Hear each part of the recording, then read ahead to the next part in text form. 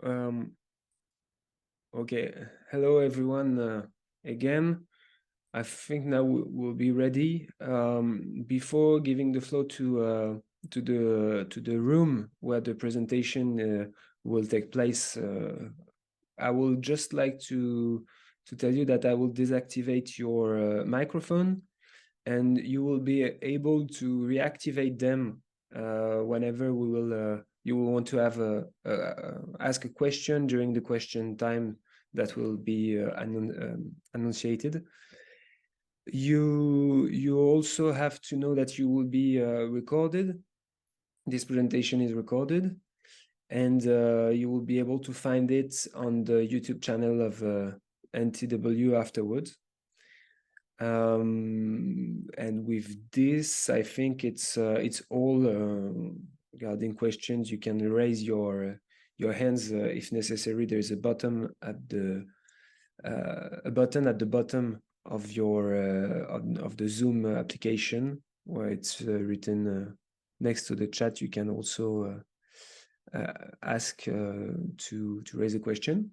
And Michal, if you are ready, I'll let you the floor. Hello, everyone. Hello, Michal. Hello, Michel. And now, please, Antoine, I will just set up your presentation and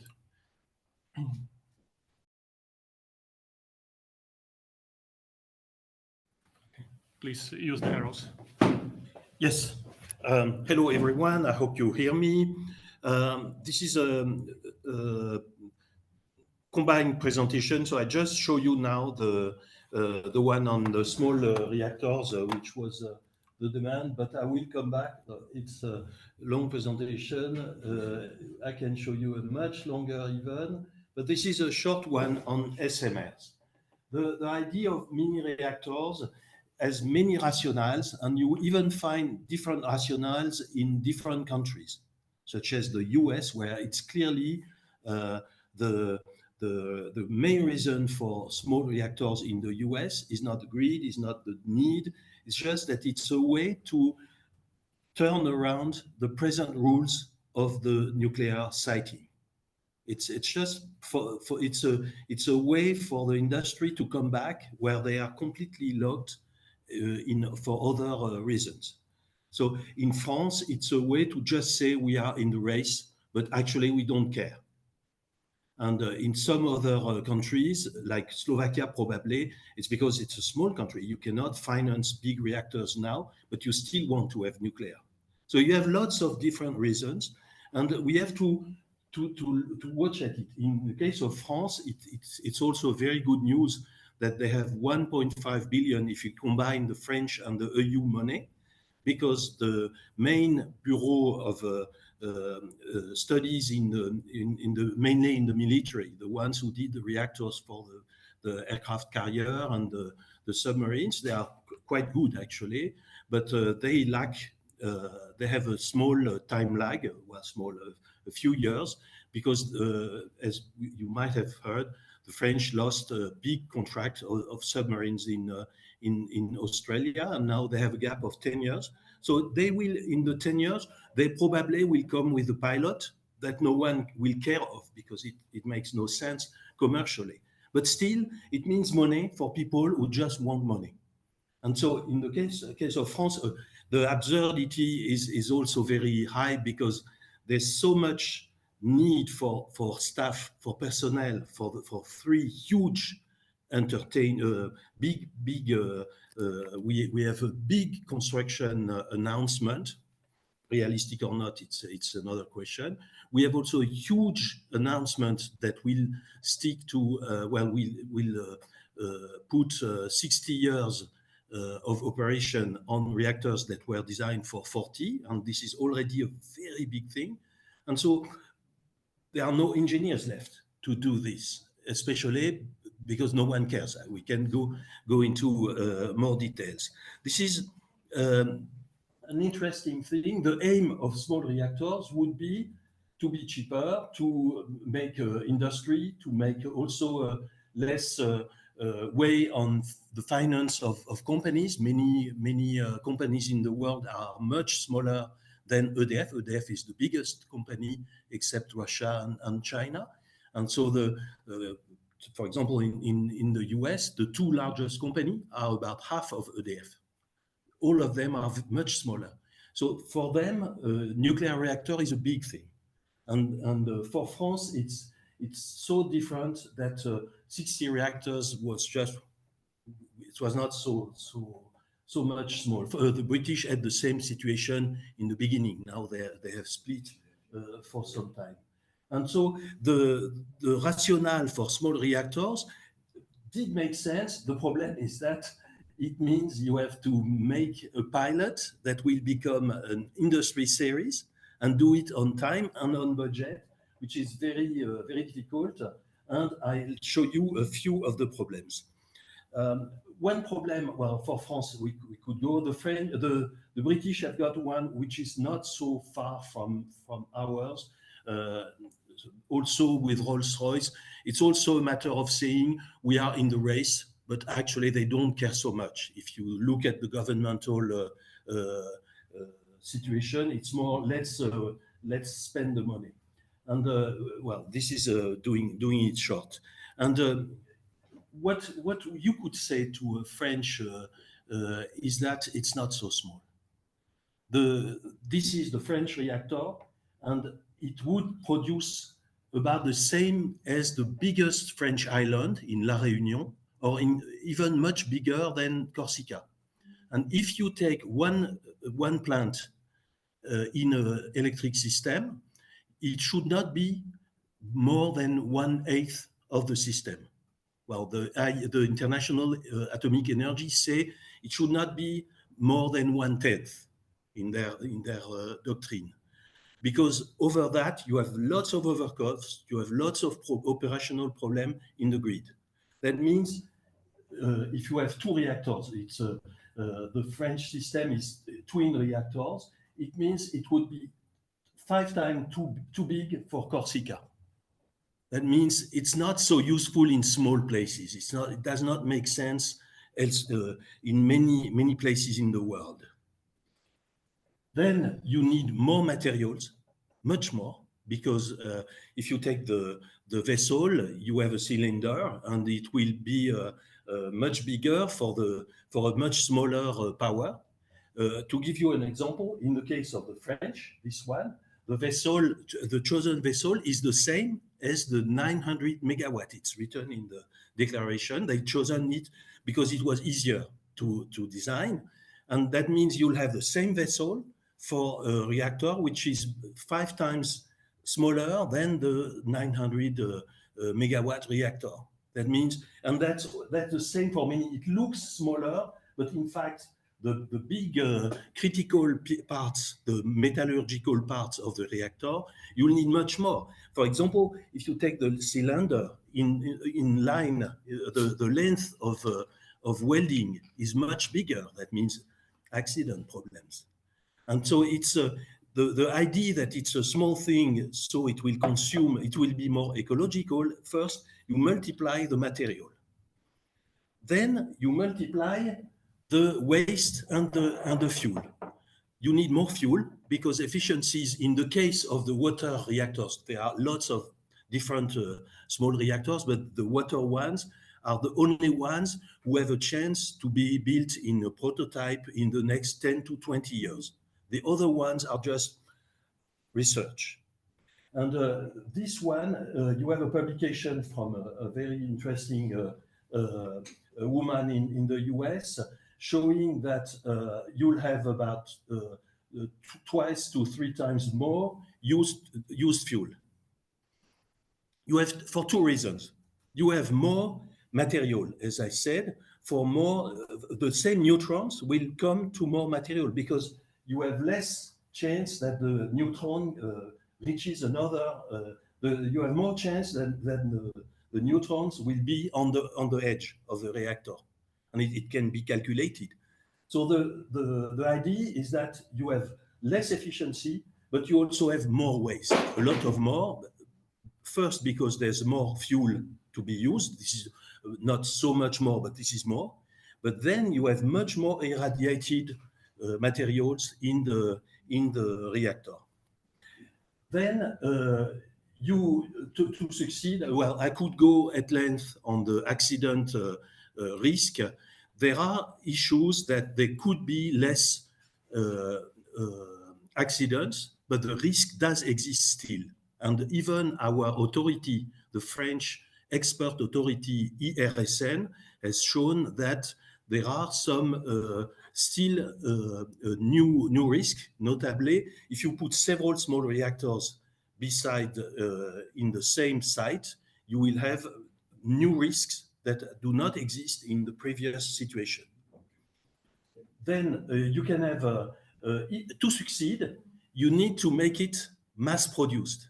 And that's a very big deed, actually, because you need to have the same model for many countries. And this will be the challenge here.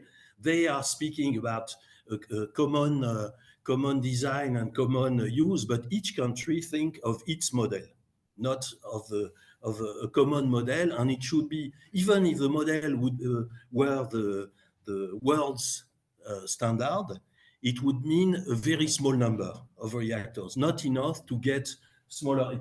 What the MIT said in their big report on nuclear said, you start at least twice more expensive than the classical reactor. So to be cheaper, you need to have a series of hundreds, and hundreds is not attainable. You can probably reach tens if you had all the conditions met, but hundreds means you can maybe penibly get to the same point of the new reactor, which is already obsolete compared to the alternative. And this is, so the whole thing is based on the idea that you have the same model and that everyone agrees, which in nuclear power is frankly science fiction. And then you have to have pre-financing of the plant, a lot of conditions that do not happen. Well, you have many other ifs, such as how do you prove the accident? And this is the idea that a new model of reactor is very difficult to do, even in the present regulation systems. And as I said, in the US, it's impossible. It's really, the industry concluded that cannot put forward a new reactor except if it's small and goes with new rules. For example, they could have, what the US say is that a small reactor is possible only if the danger zone for a reactor is so small that it's inside the reactor perimeter. And they actually argue for that. They say, well, we have a very small reactor, so we don't have to take charge of the security around and the people's all the safety and security things we have would be deleted. And some in the government would like to do this, not all. And I'm not sure that we will. Never mind. There are some French here, but there still are some scenarios of accidents which are quite serious. There is even a Korean study that shows that in terms of what happens after the accident, what should we do with the molten core, the issues are the same. You have the same hydrogen bubbles, the same kind of physics. So the issue is not less if we have a loss of coolant. Then climate is not an option. I'm accelerating. I know it's nearly finished, but climate, small reactors are not an option. This is the first reaction of Michael Schneider, the author of the World Survey on Nuclear every year. And the idea is that there is no issue with small reactors. You can have an issue with the time duration of existing reactor, which is a real problem. For example, in IPCC, you have this discussion. Then the new reactors come very late and probably too late.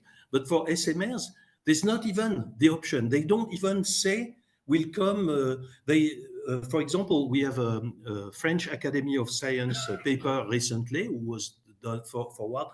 Well, they are very strange people. Some are even climate skeptics, but they are supposed to be scientists. And what they say is that the whole idea of small reactors, especially the ones with exotic features, is to still have money for 100 years. I don't joke. This is exactly what they say in their small report. And so this is very caricatural, but it's also very the world of small reactor is very caricatural. So there's a whole discussion on what are the other reactors, and it's a way to come back with exotic cycles. And it's also a way to come back with 4G. 4G is a plutonium reactor. And we know 4G in France because we made a reactor 30 years ago and it did not go very well. And we have the way of liquid salt. It's a discussion we could have because some people come with the idea that maybe we could have good reactors. And that 30 or 40 years ago, we failed by choosing the wrong reactor. We could have had this one. But in fact, this is... yes, there is no loss of coolant in the core because there is no core. There is only liquid fuels in that kind of reactor. But there are a lot of other ways to be very dangerous, and it also makes no sense in the next 50 years. Or 40 years. So it's also completely out of the idea of helping in the climate crisis. One even a crazier thing, this is more French, many of these reactors are put forward by crooks. And this is one French example.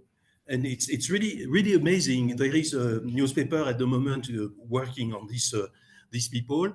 They've evaluated their startup $50 million, and we can prove on paper that it's worth nothing.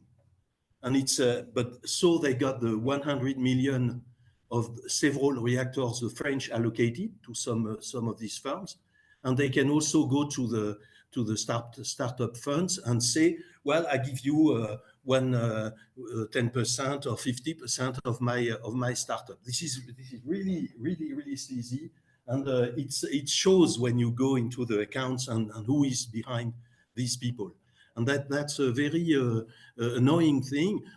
Well, if we were very mean, we could say it's a sabotage for the nuclear industry itself. They are the guys who take the money from the nuclear industry. But the bad thing is that it's not from nuclear, it's taken for our public money that should go to the transition. So are you watching the time? It's finished. You did not say tell me anything. Sorry, when did we start?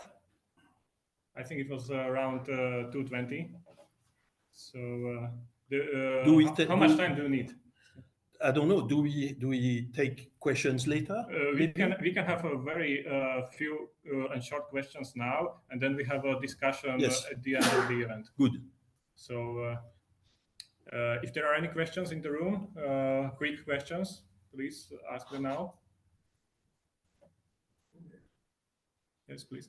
Could you please come closer so that... Je m'exprime très mal en anglais. Guillaume Blavet de France Nature Environnement. Ouais, j'aurais quand même deux remarques à faire par rapport à ton intervention, Antoine, c'est que là, dans le contexte de fusion IRSN-ASN, on voit bien que le CEA est à la manœuvre en France, qu'il y a des grosses équipes dédiées au CEA sur les SMR. Et c'est une inquiétude qu'on a autour du projet New World, le projet français, de développement rapide.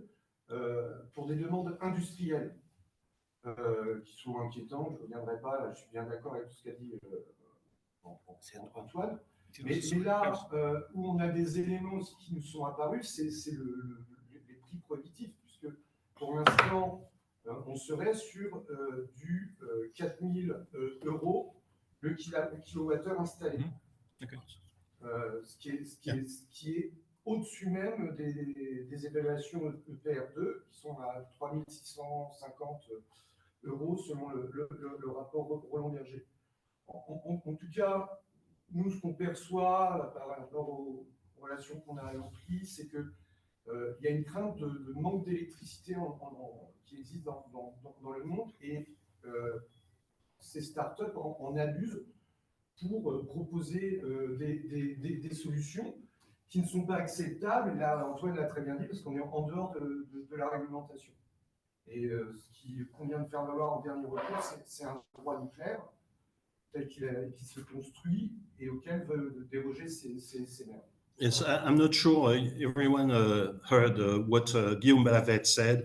We'll probably resume it, and you'll get the slides anyway in the end of the presentation. You'll also even get a better translation later. Yeah, in the chat, I made a translation. In case it happened again, States. And Michal, please, participant online, a question from Danny, for example, that you manage. Okay, so please, Britta raised hand, so please raise your question. She does not have the mic. Yeah, Britta, you have to activate your sound on the left-hand side of the at the bottom of the Zoom chart bar. Left. Perfect.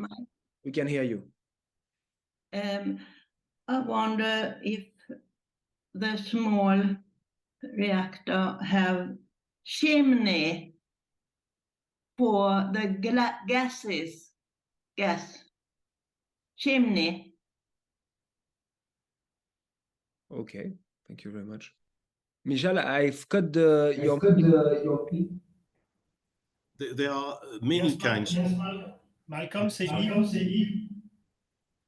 Oui.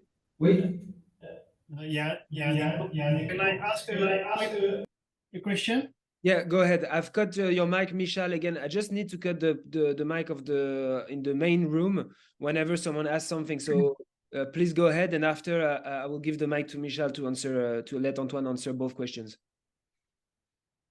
Yes, thanks. I'm really thankful for this presentation. I have a question about, to be sure I well understand, you explained that SMR is not a so good solution, technical solution, more waste and not so good performance, and more metal and so on to build them regarding kilowatt-hour production. And so you explained that it's more a political decision to help a country to come back to nuclear activity, but with a low technical reference. That's what you mean? Thank you, Yves. Michal, I'll let you. You can speak now. Michel? No, I just needed to unmute, so now you can react if you wish. Je pense, what I think is that it's always very confusing language, because you have a lot of kinds of these small reactors.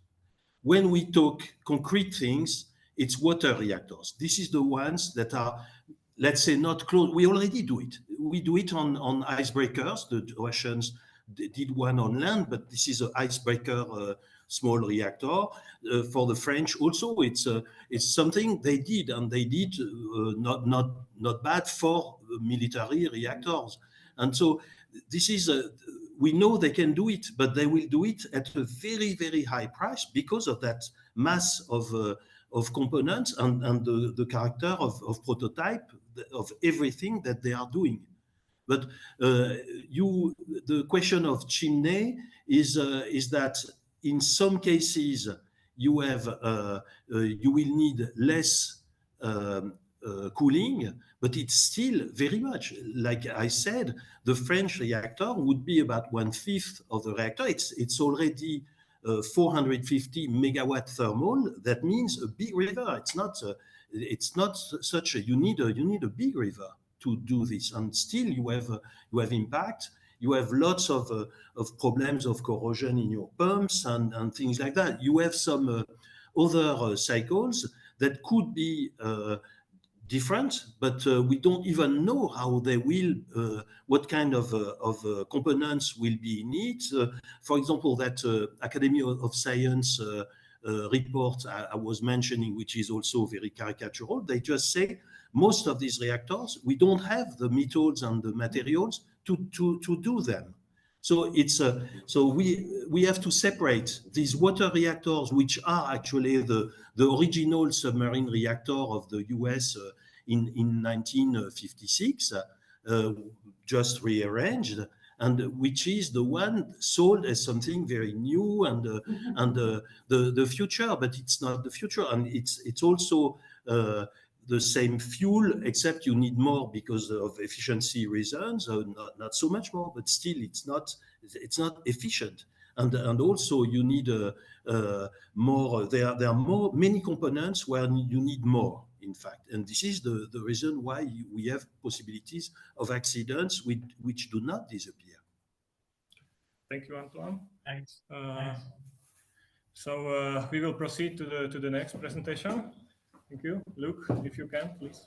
Can I give a small addition on the chimney? Okay.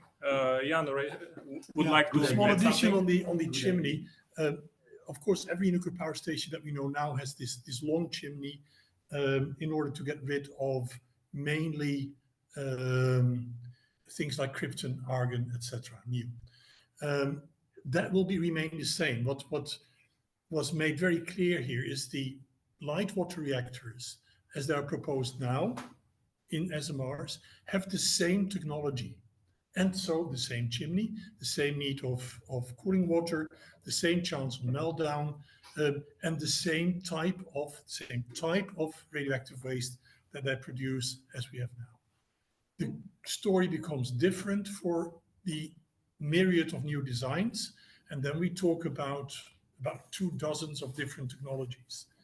And there the story is more complex, but the chimney remains, because all of these designs have technologies in which also how do you call those gases? Argon and noble gases. Noble gases, where noble gases, radioactive noble gases appear, and there's no way that you can catch them off. So you have to disperse them in the atmosphere. So the chimney will always be there. Thank you very much, Jan. I've cut you, Michal, just to say that there's a last question. I don't know if you will be able to answer from Michel in the chat, asking if the fuel element for SMR New World is the same as for big large water reactor. But what I wanted to say also is that Madis in the chat representing attending today this conference is because this conference is also meant to create connections. So I want just to inform you that if you're interested in the subject, Friends of the Earth Estonia, in which represented by Madis, are having a working group on SMRs. So if you want to contact Antoine or Madis regarding this group, please feel free to write to me. And there's also a project of NTW to try to work more on this topic. So I'll let you the floor, Michal, and you will see if you can answer or not this question from Michel, but feel free also to answer you in the chat. Thank you, Malcolm. So is there, can we proceed to Luke, or Antoine wanted to add something? Okay. Yes, just short answer for Michel. Yes, several of the reactors claim they will have the same Framatome fuel with less than 5% enrichment. This is especially the case for the only one who has been submitted formally to a regulator, that is the reactor NuScale in the US. In the case of France, they claim the same. And the reactor Lomotovov, the icebreaker reactor in Russia is 20% enrichment, which is a little more worrying. And then you have, on the other reactors, you have lots of more exotic things. For example, the Naria one, the sleazy one, like I said, they say they will use waste from the plutonium waste from the La Hague plant. But as I said, they are pie in the sky. Thank you, Antoine. Luc, please take the floor. Okay, great. Thank you. I think in the interest of time, I'll just go ahead. Do you want to share them again? It's shared, the presentation. Okay. Okay, well, that wasn't very good then. And then people didn't have it. Okay, anyway, great. So I'd like to do two things. I only want to very briefly talk about nuclear and decarbonization. And then I want to talk about communication and this related to the PR I already mentioned. So next slide. Next slide. Yes. So this is a call really that we need to fight for the choices that decarbonize fast. If we don't do anything, and this is especially to organizations who might be on the verge, we're not going to decarbonize quickly, right? So we can't be neutral and say, well, we have to focus on fossil fuels. Fighting nuclear is focusing on fossil fuels, because if we choose nuclear, we're going to choose a slow and expensive route, which is going to slow things down. Okay, next slide. So when we looked into this, so we are part, as EB, we are part of a consortium which is looking at a scenario called the Paris Agreement compatible scenario. So we're looking at how to decarbonize. And what we found is when we looked at the final energy, the big takeaways are nuclear is small, it doesn't do a lot, so we can actually get rid of it quite easily, and it's just really irrelevant. The big things we do in this scenario to get us to Paris compatibility is energy savings and renewables. Next slide. So nuclear is small. If you are from the nuclear industry, you're going to talk about 80% of electricity in France is nuclear. That's what you're going to say. Yeah. But that's not the challenge, right? The challenge to decarbonize is the challenge to decarbonize all the energy we're using. If you focus on all the energy, so that includes, for example, cars, right? Cars use petrol or diesel. We're going to have to decarbonize them. So that's going to be electrified. But if we electrify that, we see, well, actually, France only has just under 1/4 of final energy comes from nuclear. And for most of the EU, it's less than 1/8 for these countries that see themselves as very nuclear, right? It's less than 1/8 of final energy consumption. So this problem of decarbonizing our energy is not going to be solved by nuclear. Next slide. This is the EU reference scenario. This is basically what governments report to the European Commission. In these scenarios, this is the total energy that we consume with everything in it. In these scenarios, we get some decarbonization, fossil fuels go down, some renewables go up, and this little thing at the bottom here that decreases slightly, that's nuclear. That's what the EU governments are planning. Now you can see this whole nuclear thing, you could remove it by 10% energy savings. You could also remove it by a little bit more renewables, right? So next slide. So what we find is the changes that the Paris Agreement compatible scenario suggests, which is instead of doing these dashed lines, massively reduce fossil fuels. How is that done? It's done with two ingredients, energy savings and more renewables. And both of these massively overcompensate the nuclear phase out. Basically, if you want to phase out nuclear, you can do it by saving, or you can do it by renewables easily. Thanks. So you can have a look at all this on the internet. It's called packscenarios.eu. The data is also in the Pathways Explorer. This is a tool produced by Climact, and it's the 2040 100% renewables scenario in the Pathways Explorer. So I'm very happy if you want to have some nerdy questions. But for the time being, we've only, in this model, we've only got the feasibility of phasing out nuclear by 2040. We haven't got the costs and the infrastructure, so we haven't really got a very satisfactory response to the whole intermittency issue. But based on other work that I've been involved in, I think we can be very confident in saying that every euro we invest in nuclear is, a euro that could decarbonize more in renewables, storage, and grids. So I'd like to spend the next few minutes, and then I think we should break, just to say where I think we should speak out on this. I think I am part of a community in Brussels of NGOs working on climate issues, where many organizations do not talk a lot about nuclear for precisely the reasons that I've talked about. Nuclear is irrelevant. People say it's a waste of time. Why are you talking about nuclear? It will not deliver. Why are you talking about it? We have to focus on what really matters, savings and renewables. I think here people might have a little bit of a different vision, because we know that other people think that nuclear can do a lot, and lots of people spend a lot of time thinking about nuclear in other places. Okay, so I would like you to encourage,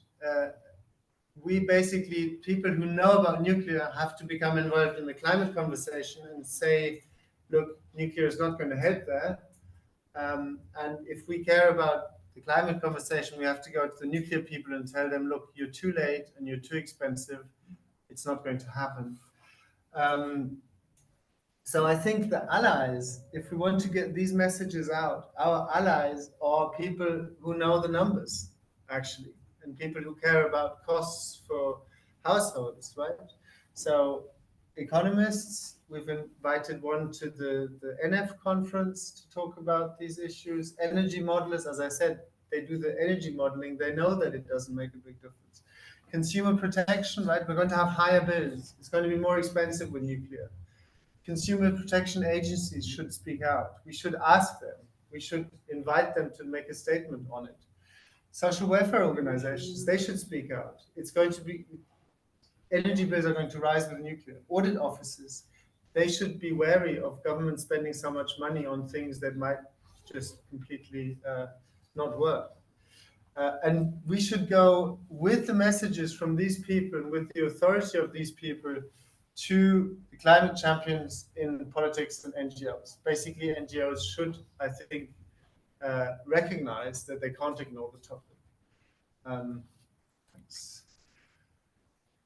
In the EU, there's lots of areas people can become involved in. This is basically my day job, but obviously it's far too much, and we haven't got any resources to do all this. So we're currently a little bit involved in this discussion. But in all of these, we're talking about the industry wants money and wants financing from European citizens at the end of the day. So it's always the same discussion, really. So my question would be, how can we try and get these people involved? I think, we then can try and use these people, get discussions going with our climate people. And then the only question is, who has any resources? I'm currently thinking about crowdfunding, so asking our members organizations whether they want to chip in some money. But that's sort of where I see things, and I'd be super interested to discuss this with you. And maybe, is there another one? Sorry? Do you go down? One more? Okay. Okay. Okay, so now I would just focus briefly on what we're doing here. I think there are some legitimate voices of civil society on the program this evening and tomorrow. So if you, it would be nice if you are going to NF, so I'll be there. Jan is going to be there. Antoine is also going to be there. So we have a few people. Albena and Petar. Oh, Petar, yeah, perfect. And you are. So there will be some people. So we should try and support our voices on NF. And the idea was that we would make the case in media on these two issues. My comms person said we should make them together, make one press release, but it has to go out today if we want to sort of be used in the media reporting on this NF conference. Do you have any questions on all that? I realized I was doing different things, but... I would talk about nuclear without saying about risk and... Please come closer to the microphone so that the people online can also hear you. So Guillaume says, how can we talk about nuclear without talking about risk and accidents? Who talks about nuclear without saying about risk and waste and les rejets, les impacts, pollution. The first case to oppose to nuclear, it is a pollution in industry, and the waste is a big problem, like CGO in France. In France, we need help of all Europe against the waste project. Et donc, moi, je serais, I think we must add a third point about pollution and waste. I think I've... Can I stop shortly on that one? Just a sec, sorry. Yeah, just wait a sec, please. Sorry. Let's stop sharing, because otherwise this is always so big. And then let's give this a little bit of a... So let's say we discuss this now for another 10 minutes, because then I'd like us to go for a break, otherwise the whole program. And then we can just see to what extent comments, ideas can go into this press release and to what extent they cannot. And then you can decide, whether you think it's helpful to sign or not. Okay, Jan. Guillaume, I thank you very, very much for that remark, because what Luc made clear is nuclear distracts from climate action. And I think we all know this already. People in the room tomorrow will not know that because they're doing it, or they know it. But what I will argue tomorrow also in my little 7 minutes is that we know, but nuclear also distracts from where NF was supposed to discuss about already for 20 years, which is nuclear safety. We're not talking about nuclear safety any longer. Sécurité, it's not security, it's safety. It's sécurité nucléaire. We are not talking about radioactive waste any longer properly, because people are talking about new nuclear. We're not talking about these issues that you raised.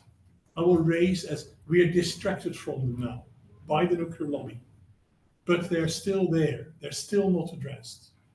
That's the point I'm going to make tomorrow. Thanks. So we've got Niels who would like to speak. Yes, thank you, Luc, for this very interesting presentation. I'm from Denmark, and we don't have nuclear, but we know all about the nuclear distraction. And we also know that every euro that is invested in nuclear power is a euro that is not invested in renewables, and vice versa. And for us in Denmark, and I guess in all the countries that do not have nuclear but would like to see a quick implementation of renewables and energy efficiency and energy conservation in order to meet the Paris Agreement goals. The big question or the big problem is that the scenarios that you describe here and the targets that are implied are not met quickly enough. So I think that we should consider how to meet these goals and how to speeden up this implementation of renewables. And one way to do that could be to make the targets obviously higher, but also mandatory and binding. And in this respect, I think it's interesting that recently the question of treaty reform has come up. It has come up the European Parliament, in the Commission, and among a lot of member states. But so far, nobody has talked about how do we, or at least not in the green NGOs, how do we ensure in a treaty reform that renewables and energy conservation and energy efficiency is implemented in the treaties and are made mandatory and have some added value. That was my comment. Okay, thanks. Do you have any other points, questions, comments, Johan? Yes, Johan Swan, MKD. If nuclear waste is put in the press release, basically all that should be said, I think, is that we should not make the same mistake as we did in the last century when we proceeded with new nuclear without having waste solutions. And that is exactly what we're doing. We're proceeding with new nuclear again without waste solutions, which is completely ethically unacceptable as it was in the last century. But I don't say we have to put it in the waste issues, but if we do, I think that could be a... So Guillaume, maybe to react from my side, there were two moments the media, I think, is going to react to. Guillaume? There's two moments the media will react probably. The first is SMR partnerships. So we should reply on why we think SMR is not good. And the second is the European Commission commissioned a report from Deloitte, the consultancy, what needs to change so that the nuclear energy can contribute to the EU reaching the climate goals. And I think we should respond to those. Now we can add the waste issue. I totally agree with you. I just don't think it's a direct response to what the nuclear industry is claiming. But we can include it, and so unless anyone has any other idea, I would say let's go for a break. I've put in the chat the link to the draft press release. Maybe unless there's sort of small changes, maybe just put comments in the thing, and we can also discuss it bilateral. Sorry, now we do have more Petar. Okay, look, and everyone use come closer, please, to the microphone.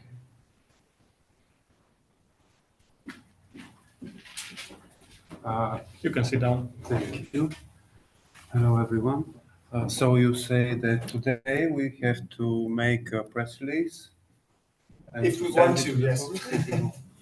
I'm a public relations, so I want for sure. I want to add something as well. Actually, there are 2 points. The first one is exactly about security. In 2019, at the 3rd of July and the 1st of August, there were incidents in Unit 6 and then in Unit 5. No, not correct. Only in Unit 6, 1st of July and the 3rd of August, 2019. And then I asked the nuclear regulator in Bulgaria to make public the report in which the power plant, the operator, AES Kozloduy, says the exact reason about this incident. It's not a hard incident, but it's an event in which the unit is shut off out of the power grid, of course, with high changes of the pressure and the heating of the first of the reactor, and only even not a month after this, a second incident at the same Unit 6. So these kind of incidents, you know, are making the components of the reactor rotting because of the high pressure changes and the heating. And the nuclear regulator didn't answer. This was appeal according to the National Public Information Act, the access to public information. And I started a court case, and the court rejected the appeal. And the same year, in November, the middle of November and the 26th of November, 16 and 26. Again, incidents, this time not only in Unit 6, but in Unit 5 as well, the same. And again, I started, I asked the regulator and they didn't answer, and started again a court case. And the very same thing happens. They also reject our appeals. They don't give these reports to the society. But it's very important because it's part of the transparency, which is exactly connected with the not the security but the safety of the units. So I think we have to push European Commission and civil society and the European Union to start to decide about a compulsory regulation act which make all this to make all these incidents public. And the second point is the EP&R. With Albena, together we made in Bulgaria 2 EP&R surveys. The model is of American psychologists and social psychologists, and it's a sophisticated model. I will maybe explain you later about this.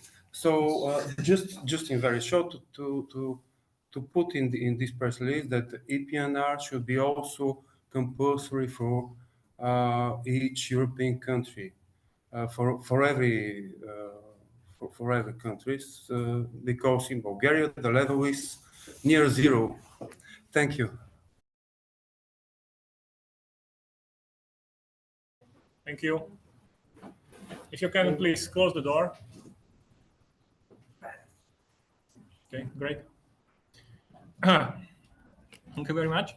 My name is Michal Daniska, and I will present you the situation in Slovakia quite briefly. I have quite a dense presentation, but I will try to be as quick as possible.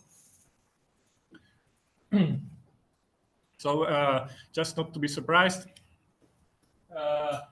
if we discuss the situation in Slovakia, to put it in short, Slovakia is in general far from a positive role model in terms of transparency and public participation in the nuclear projects, and also in the radioactive waste management. What does it mean?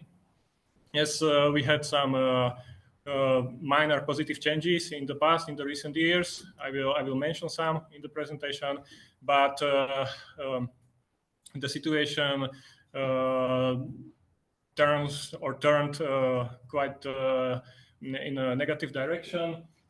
there were two quite bad amendments of the EIA acts in the Slovakia, which will have certainly a negative impact on the public participation, which was also the reason why the president of the Slovak Republic vetoed this amendment. Both of them were vetoed, and both of them were once again approved by the parliament after the veto was overridden by the parliament. It was clear from the strong support of these amendments that this situation will not change. And after the recent elections in September in Slovakia, it looks like it will be even worse, or it might be even worse. So briefly about the nuclear industry in Slovakia, a short overview. So we have two sites in Slovakia. If you look into the at the picture in the right top corner, you can see there is a nuclear site in Jaslovské Bohunice and in Mochovce, which both of them are in the western part of the country.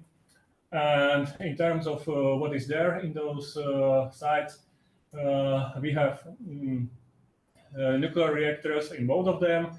In Jaslovské Bohunice, there are 3 reactors which are being decommissioned. 2 of them are VVER, and one of them is an old Czechoslovak prototype from the 1950s, which was heavy water moderated and CO2 cooled. And there are 2 reactors which are in commercial operation. And there is also one new nuclear power plant in Jaslovské Bohunice,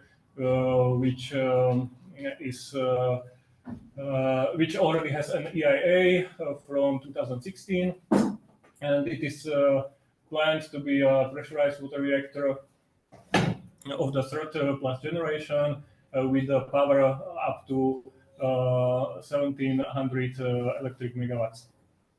Also in Jaslovské Bohunice there is a complex of treatment facilities like 2 incinerators, metal remelting, and so on. In Mochovce, there are 3 reactors in commercial operation. The 3rd one started this commercial operation only a month ago. It's the most recent commercially operated nuclear reactor in Europe.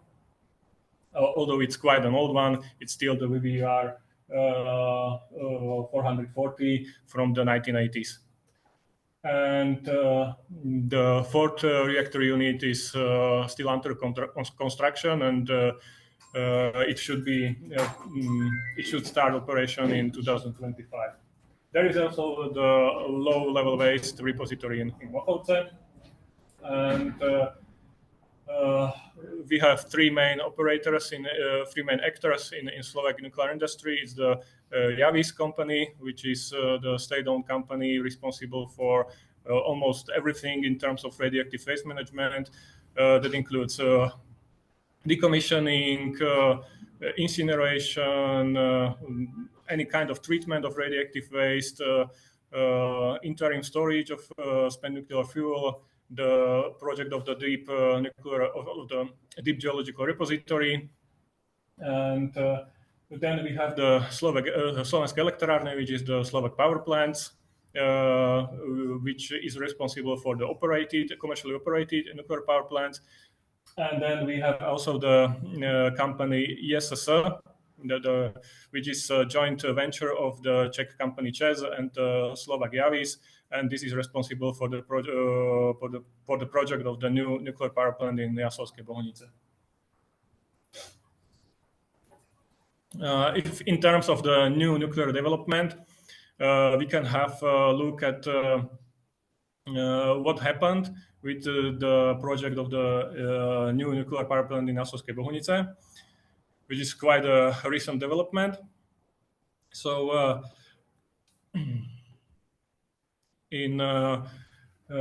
this project had an EIA in 2014. It started in 2014, and was concluded with an environmental impact statement in 2016. And this was not an EIA for a specific reactor type or a specific solution for a specific supplier. It was a general EIA for an envelope of possible solutions of reactors of pressurized water reactors with power up to 1700 megawatts. And as a result, until now, there is no the reactor has not been selected yet, even after 7 years. So the project proposer, the company S, could not start the consecutive administrative procedure of construction of this nuclear power plant. And with this situation, there was it wasn't a risk. It was a certain situation that the EIA, the environmental impact statement, would expire in May 2023 after 7 years after issuing this environmental impact statement. And there was no way for them to provide the documentation required by the atomic law for the construction of the new nuclear power plant, because of course they still do not have the they still haven't decided which type of reactor, which supplier will be used. So instead of accepting this and doing a new EIA in the future, when it will be relevant and the nuclear power plant will actually be constructed, they decided to change the atomic law in such a way that they can start the authorization procedure with the very limited documentation they have at the moment. So they changed the atomic law in such a way that they introduced a new procedure, as you can see at the bottom of the slide, that it's a permission to place a nuclear installation, and the limited documentation means that it should be appropriate to the state of knowledge in relation to the nuclear installation project at the time of submission of the documentation.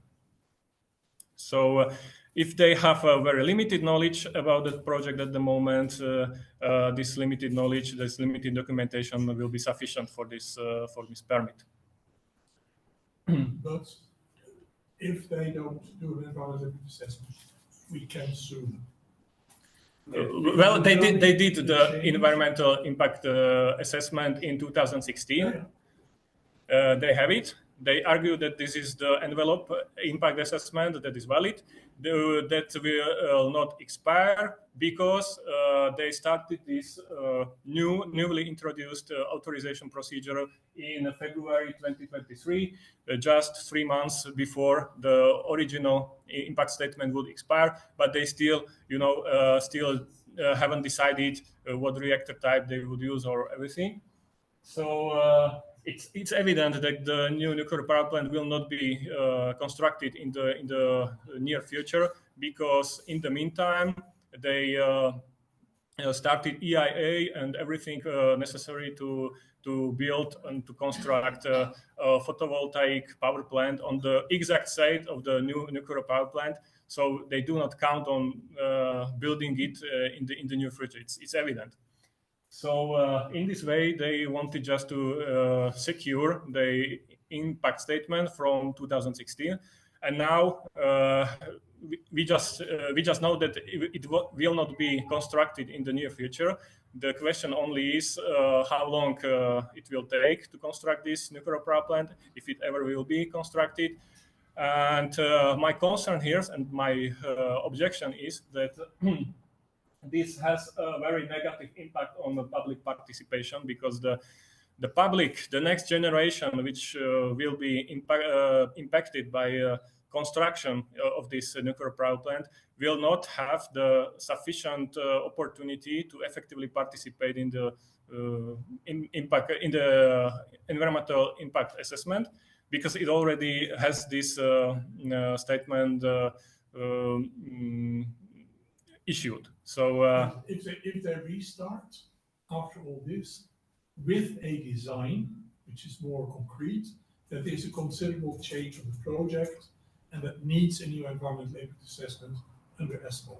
So we can win that, but we will win it then, not now. Yes, there probably, or I think there certainly will be an amendment of the original EIA, but you will not start from scratch. So you will not have the opportunity to first start the EIA and then all the procedures, because the nuclear power plant will already be permitted. Displacement will be already permitted. So then we can even block the entire project, because that means that not all options are open with participation in the arms. Yes, that's exactly my point. That with this, they just stripped the future generation of these all options at that time in the future. We'll win that.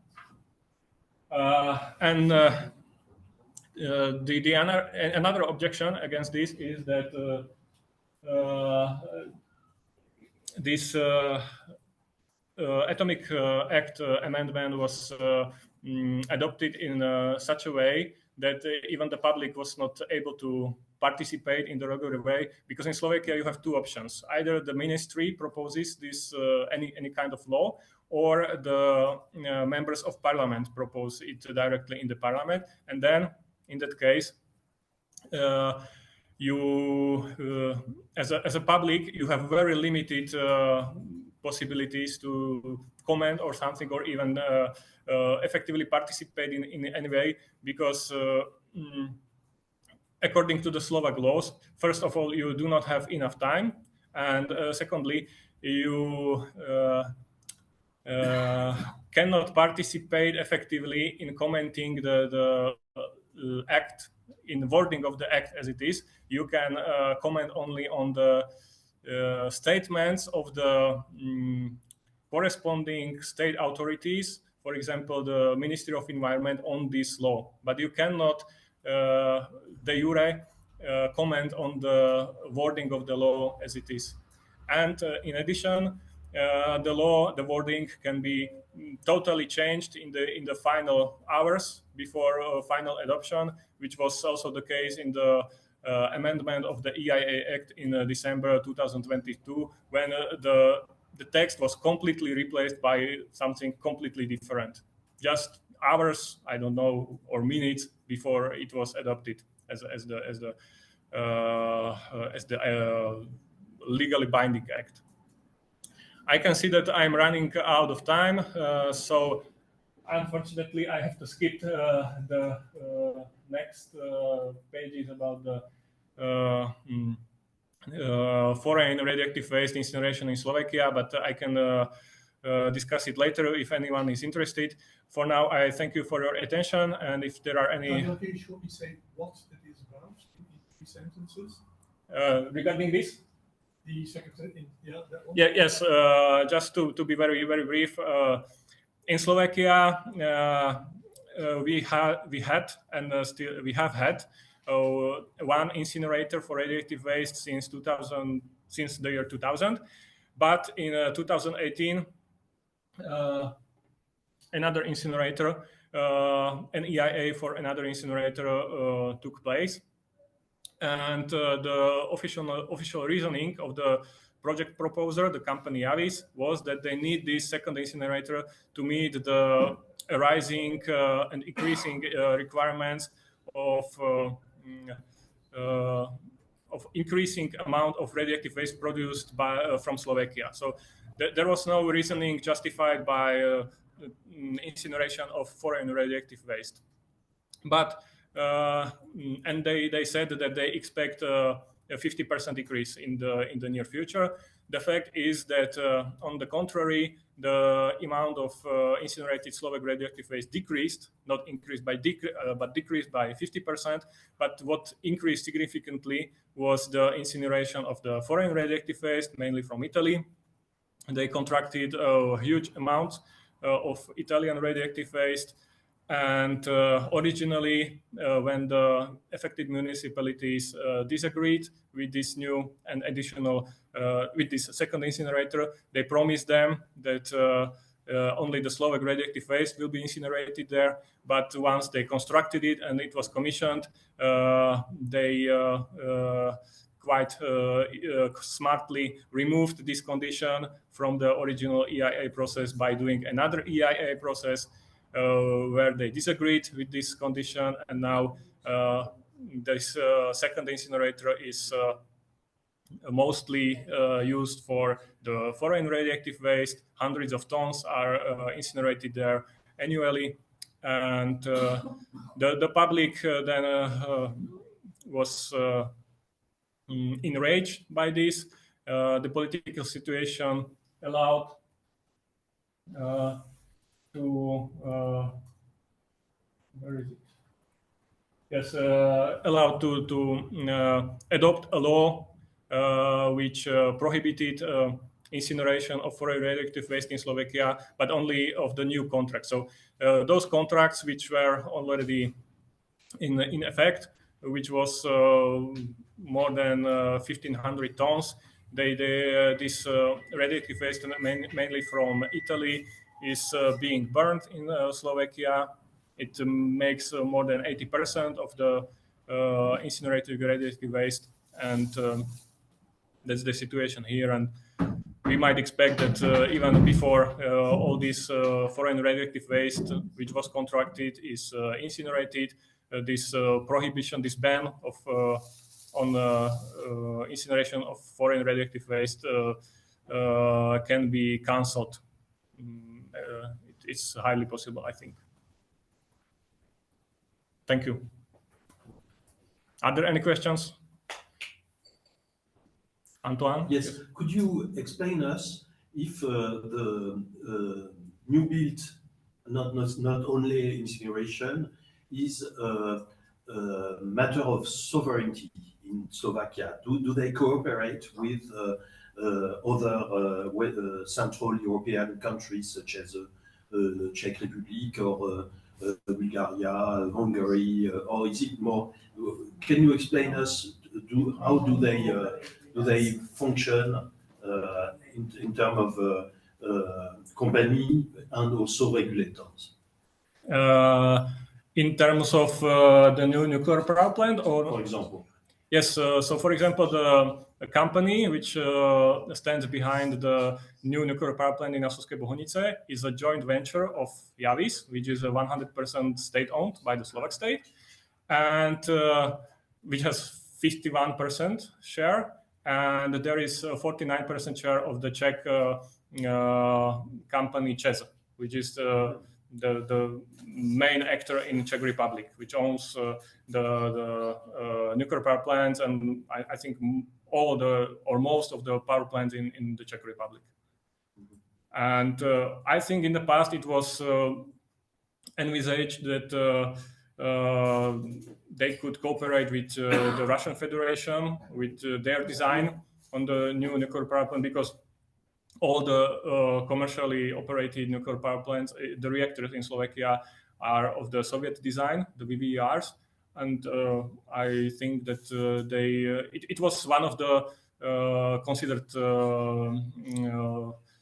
types or reactor types from Russian Federation at the time. I think they also considered the reactors from Westinghouse and from Korea. Any other questions? Okay, if not, we can continue with the presentation of Albena.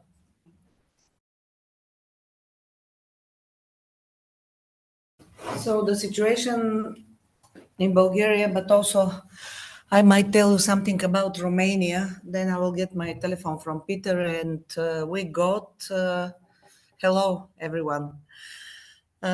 We got some information from Professor Albena Simeonova from Craiova University about the situation in Romania for a project of SMR in the middle of Romania, somewhere near Târgoviște, just in the center of Romania, which is in mountainous area, Maybe she will add something. Okay, could you help me because I'm almost blind? Okay.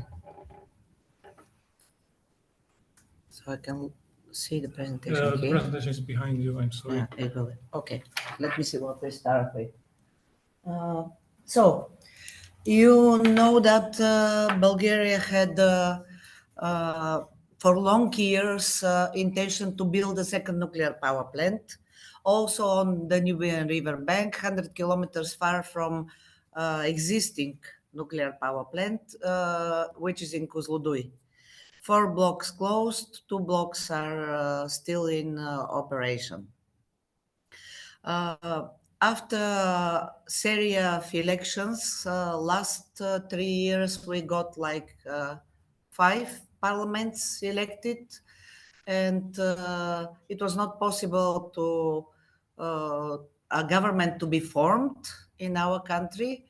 Now, finally, we have a government which is right-oriented, and they are governing with the support of previous rulers, which are also right-oriented. Even in that case, Bulgaria is more than 80% oriented towards Russia. We have 80% supporters of Putin, and comparing to whole Eastern Europe, I think that Bulgaria is one of the most hard situation concerning development of nuclear energy. We got some equipment for Belene MPP, which equipment is rather old. It is on Belene site. It is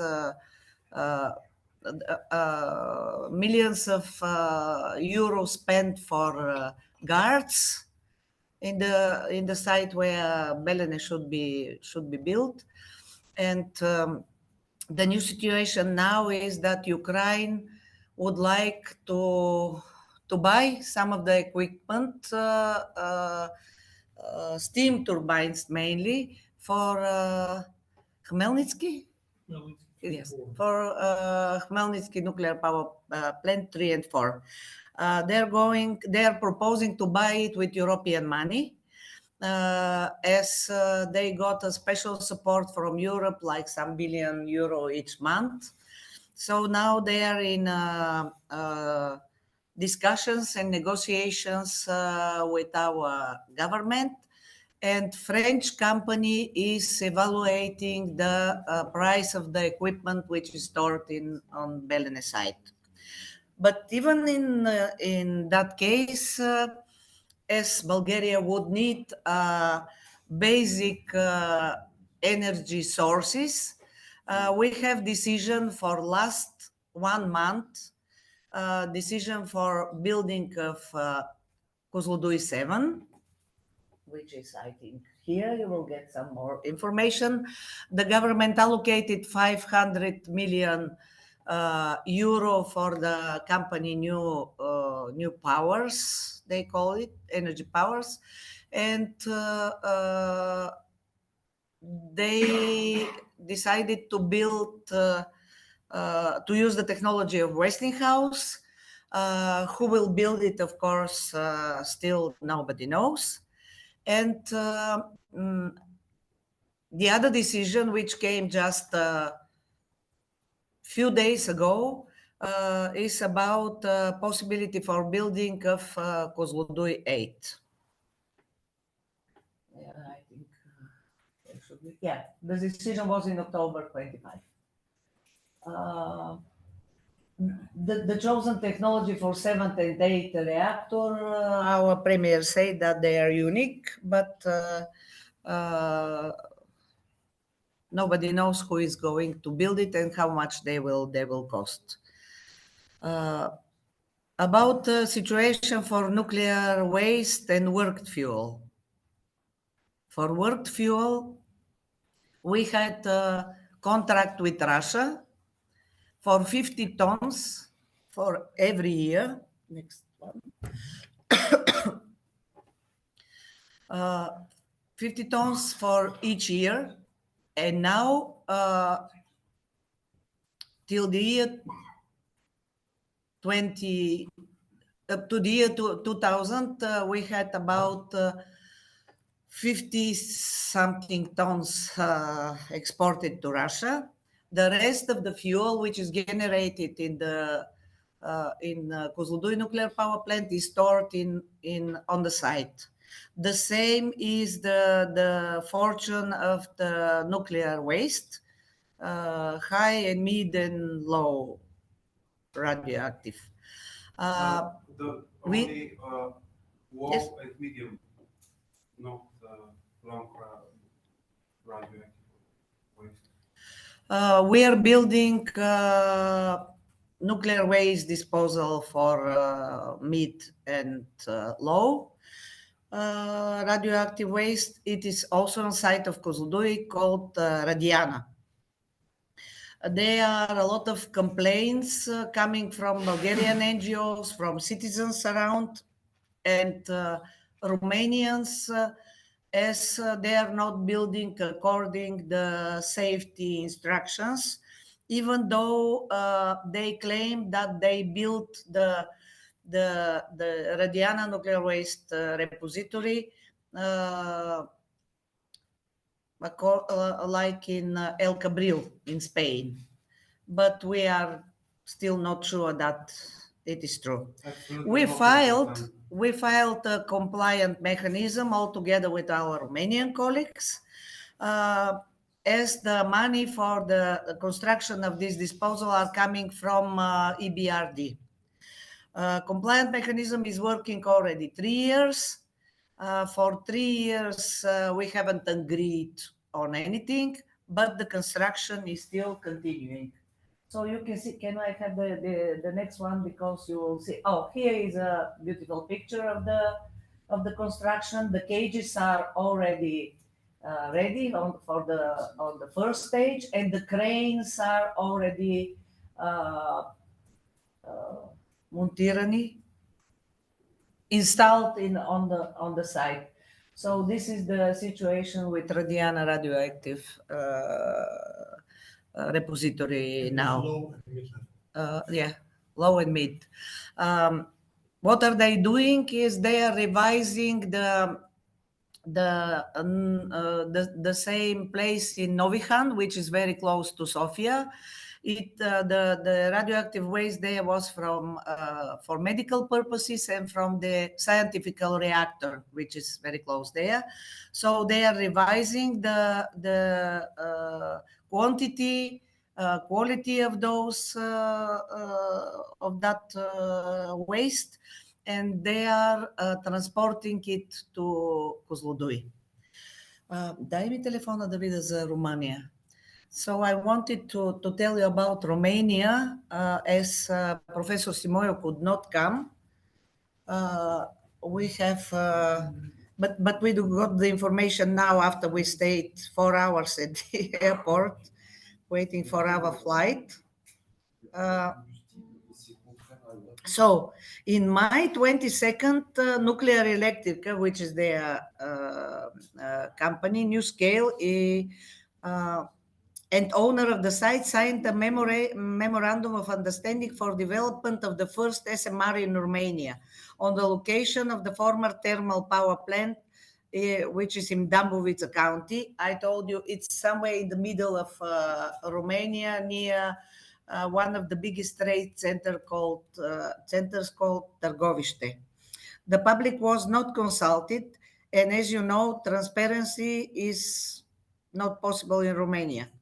Also, talking about the safety and medical infrastructure for emergency cases in case of nuclear accident or major accident is absolutely not possible, inexistent.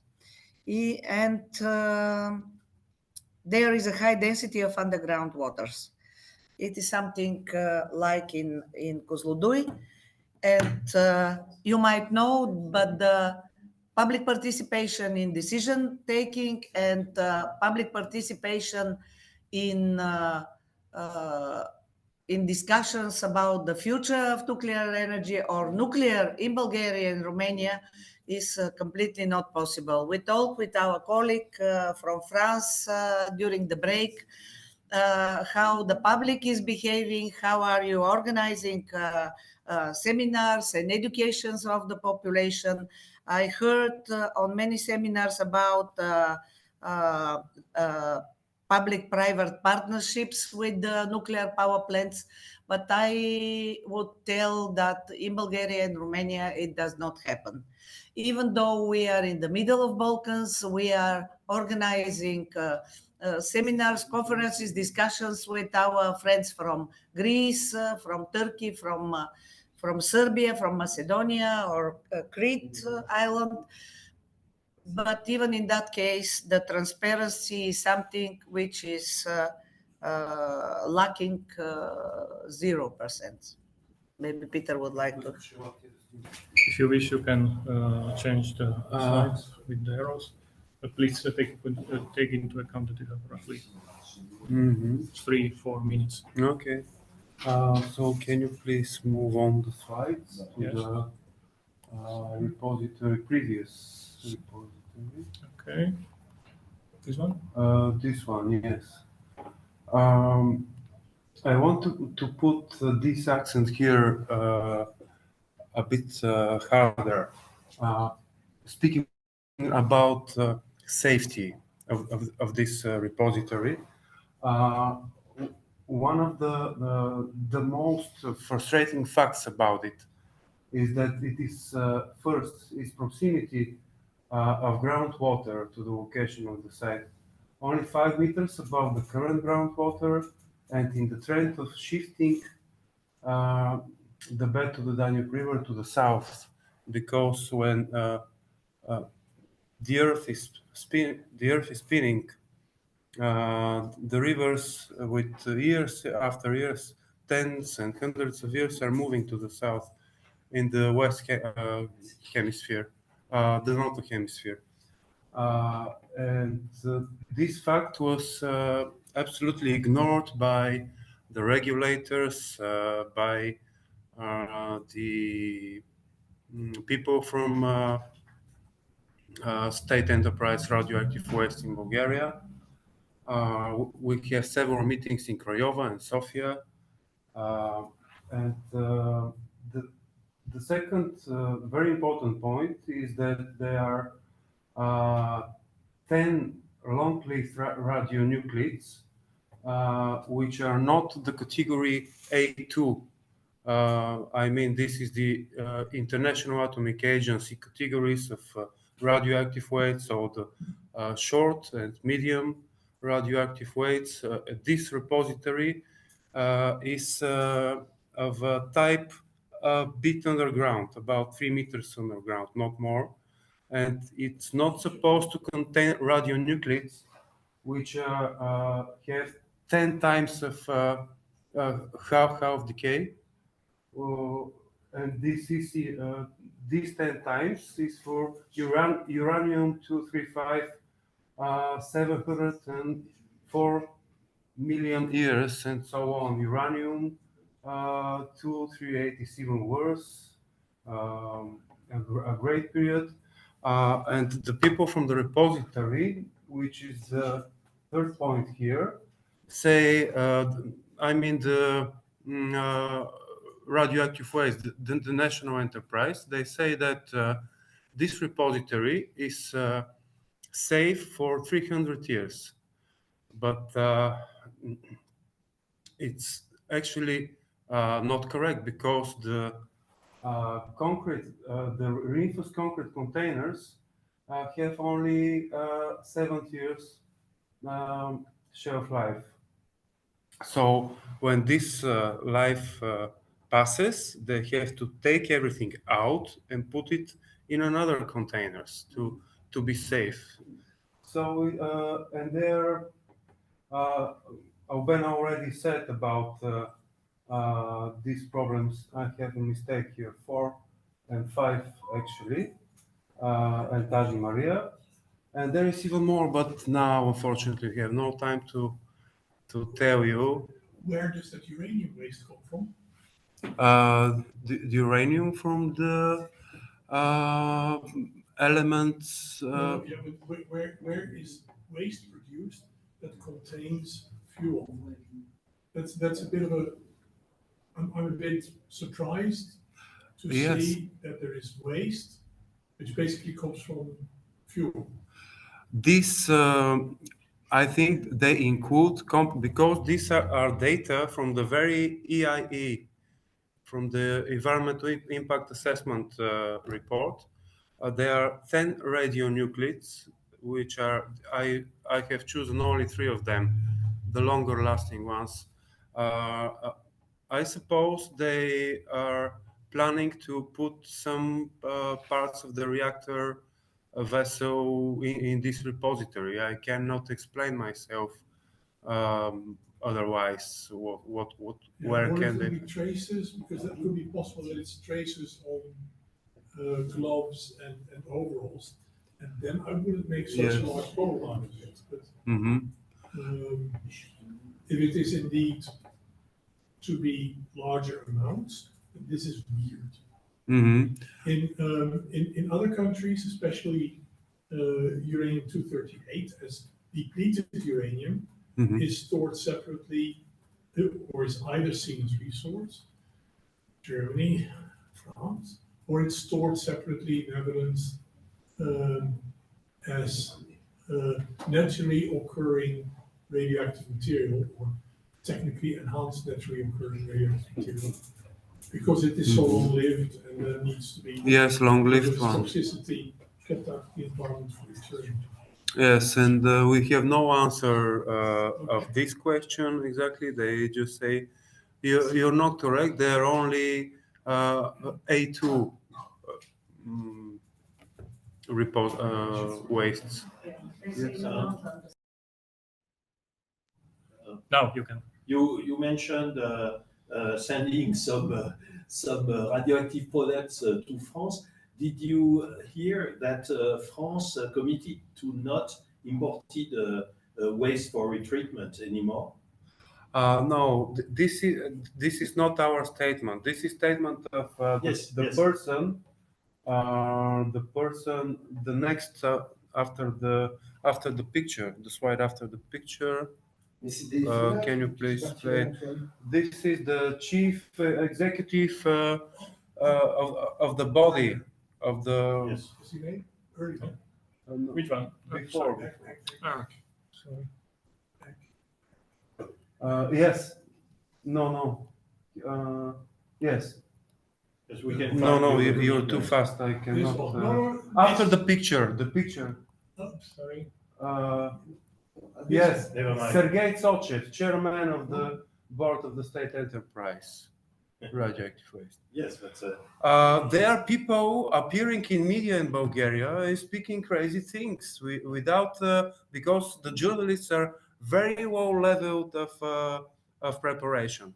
And we are trying to appear in the media, and they just give us no chance to do this, to explain what is the truth is. And there are about 5 people each time in the media, like this guy, always speaking nonsense.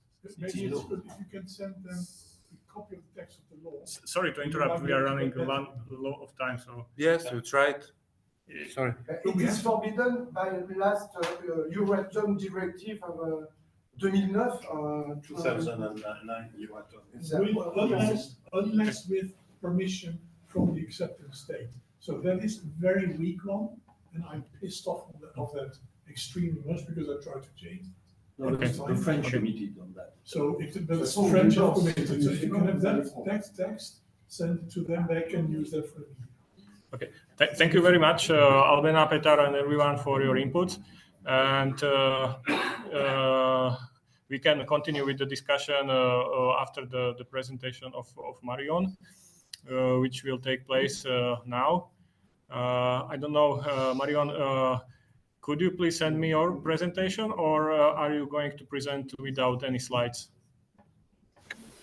Yeah, I will present without Sorry. Oh my God, the echo is terrible. No, that's fine. Now you can go. No, it's okay. It works. It works. And I'm sorry. I think my video doesn't work. So yeah, I am on Linux and it's terrible with Zoom. I'm really sorry. So I'm really, really sorry for the video. I was thinking it will work. Okay, so briefly, first of all, thank you very much for the invitation and to allow us to participate online. And I'm very sorry to do not participate like physically.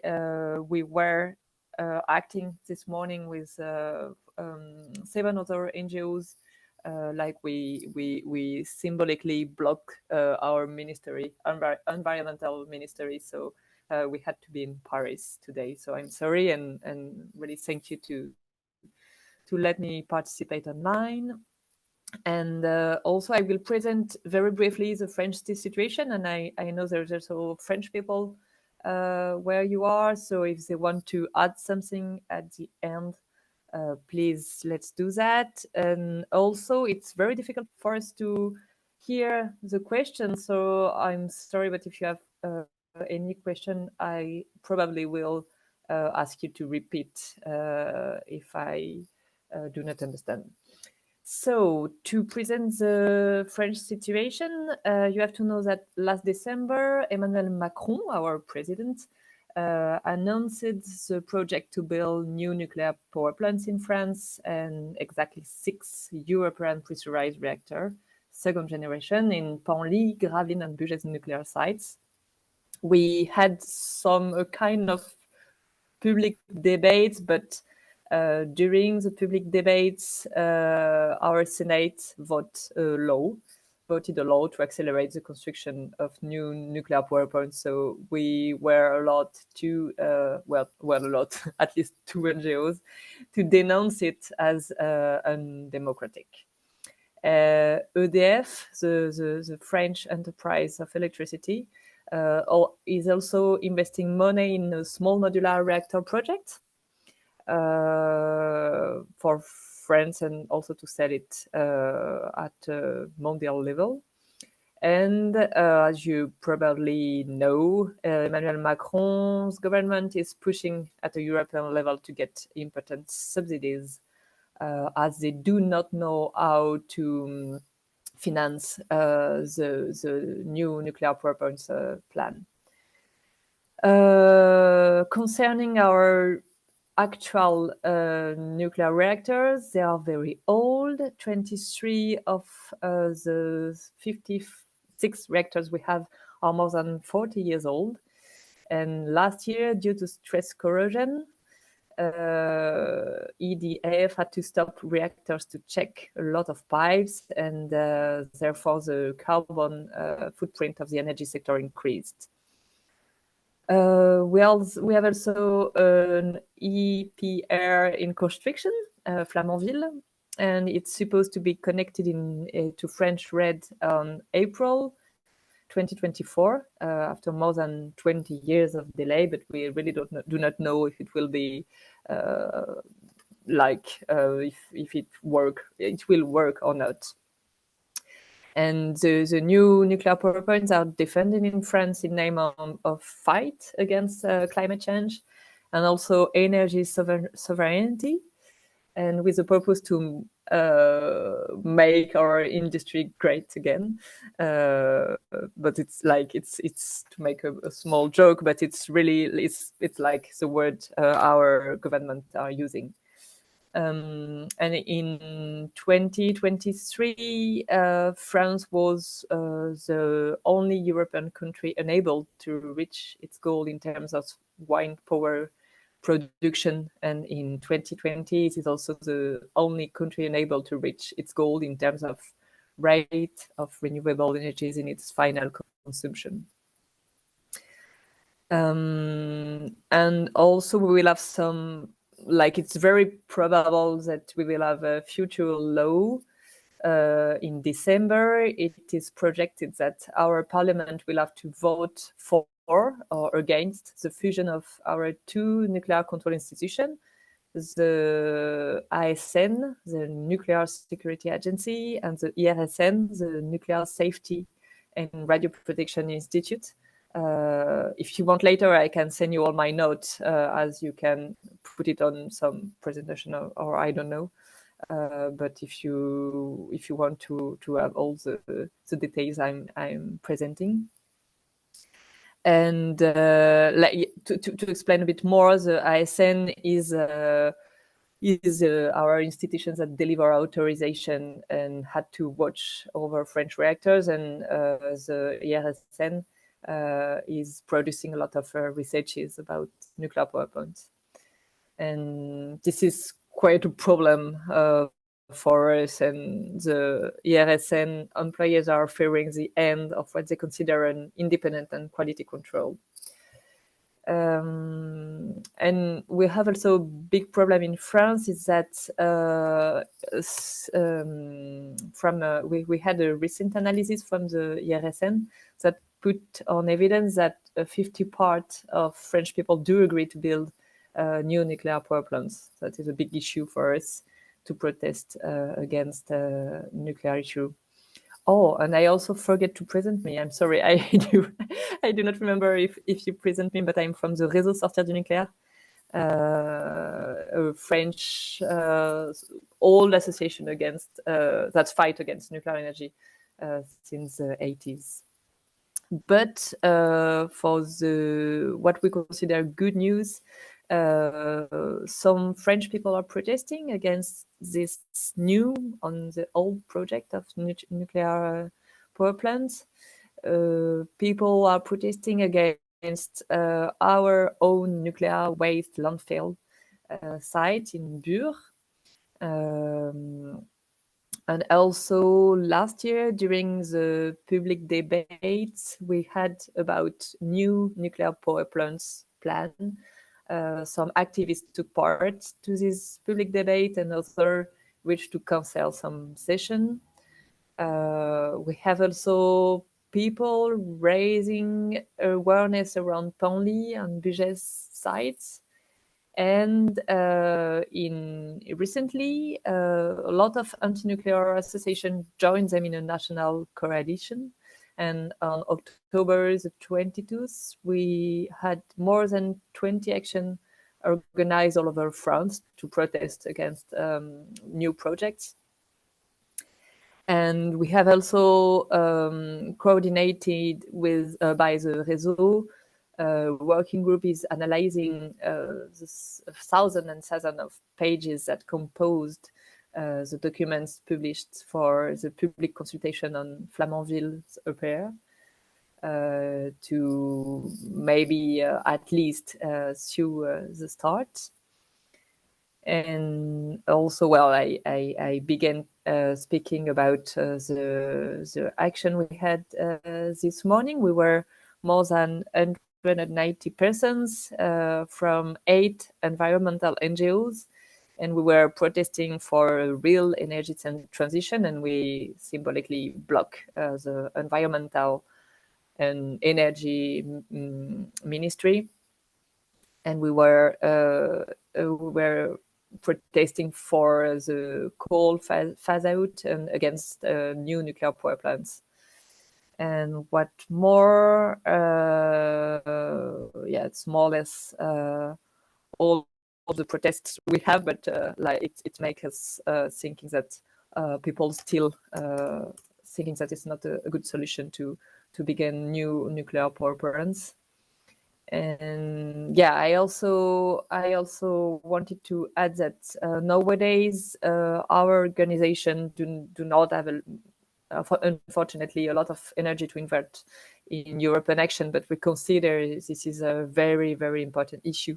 So we are really open to build something together, and to speak about some European plans in the future.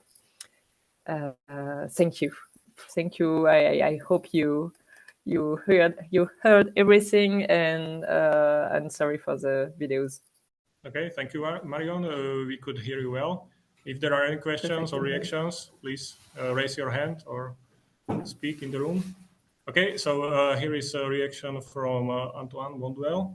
He would like to react with part of his presentation. I will show it.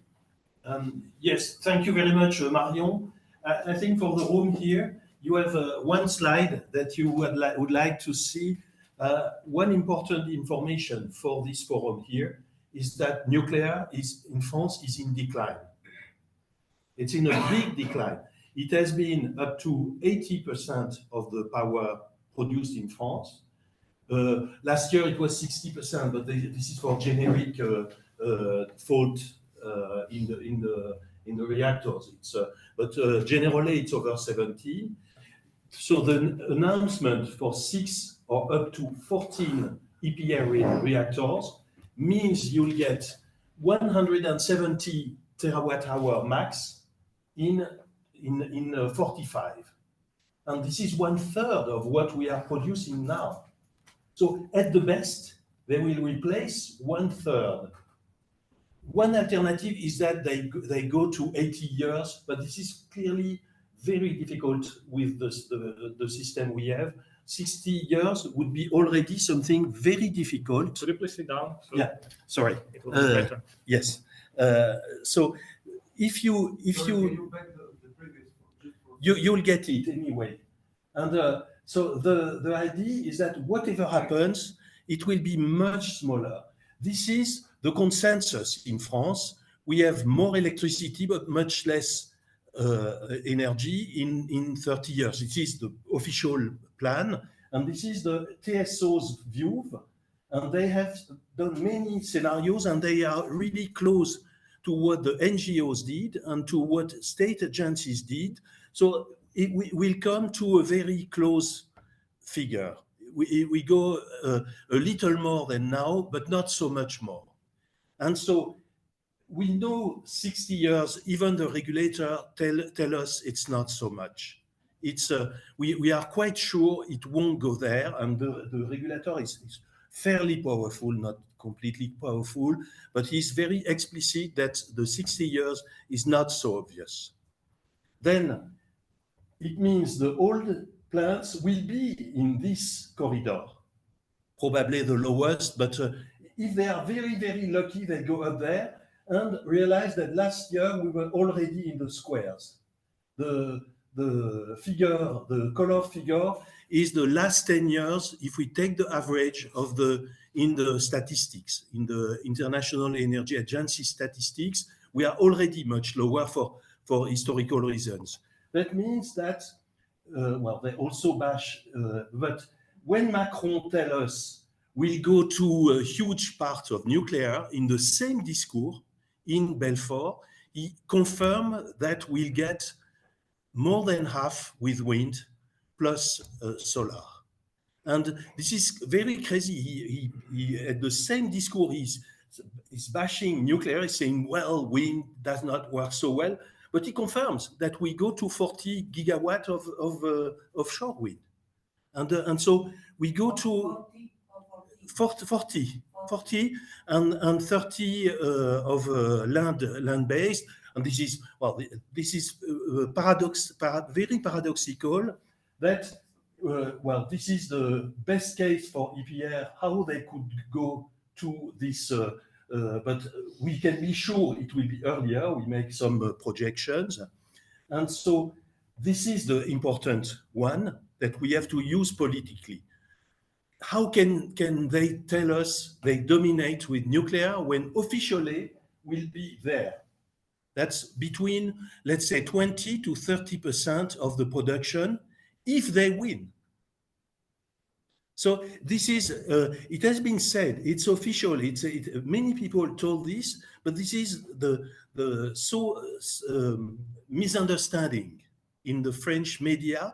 They don't realize, and many in the TSO now, the EDF, the guys who do this, explain that how can you still bash wind and solar when we know we need it to achieve, except if we do, I don't know, coal and oil and gas plants. And the actual rest of the picture is not so difficult. Well, 40, we really can do it. And it's France is really a big country. We are in a position to do it. But if we sabotage, then we have a problem. And these people here, I mean the lobby, not the commission, they are tempted to sabotage. It's when you analyze the position of the nuclear industry, one of their only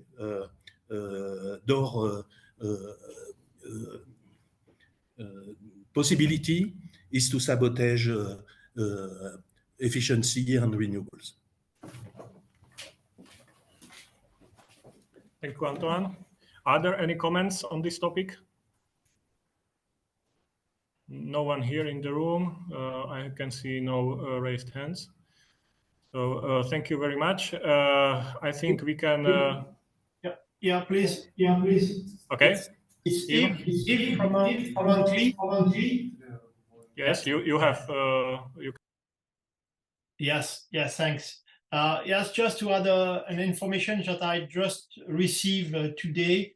You know, there is a project of law regarding a new organization of the safety in France from the fusion from ASN, the regulator, and IRSN, the TSO.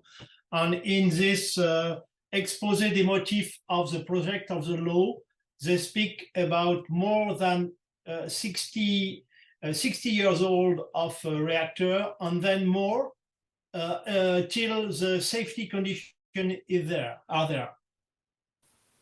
Yeah, it is a project Macron had since the beginning. Like, it's not the first time we heard about that. So yeah, it confirmed that is the project. Thank you to add this, and thank you also, Antoine, to add some more details and data. Yeah, I'm really surprised because it's the first time that I read in a law that there is in fact no limit time extension life, no limit extension life till the safety are there, till the safety condition are there. No, that's right. It's the first time in law. No, you're totally right. I just said Emmanuel Macron announced it like several times in some discourses, but you're right that it's the first time that it will probably appear in a law. Thank you.